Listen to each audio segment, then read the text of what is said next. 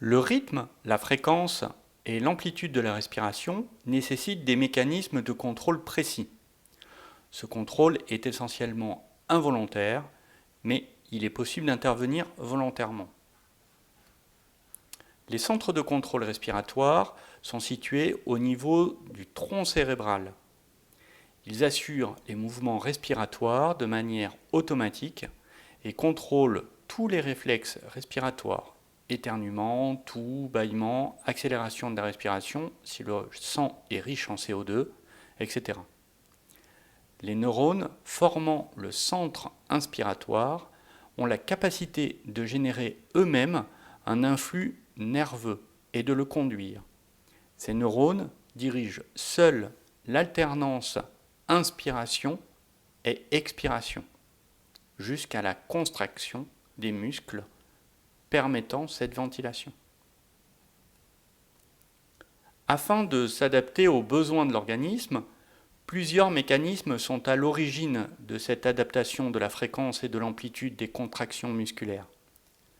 Le plus important est l'analyse de la pression partielle en CO2 au niveau intracérébral dans le tronc cérébral. Des récepteurs chimiques vont détecter ces variations. Ce sont les chémorécepteurs centraux. L'augmentation de la pression partielle en CO2 va augmenter le besoin de ventilation. Des chémorécepteurs périphériques sont présents au niveau de l'aorte et de la carotide. Ils répondent aussi aux variations de pression partielle en oxygène et en dioxyde de carbone dans le sang artériel. Ils interviennent dans une moindre mesure dans la régulation de la ventilation. Des récepteurs mécaniques sont présents aussi au niveau des poumons. Ils donnent des informations au cerveau sur le fonctionnement mécanique du poumon et permettent d'adapter la ventilation aux besoins de l'organisme.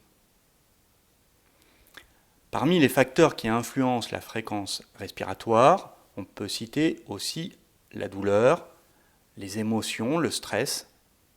Ces composants interviennent en agissant par l'intermédiaire de l'hypothalamus.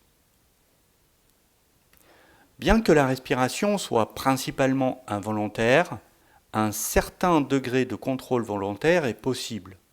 Dans ce cas, le contrôle provient du cortex, qui envoie des signaux directement à la moelle épinière en contournant le centre respiratoire.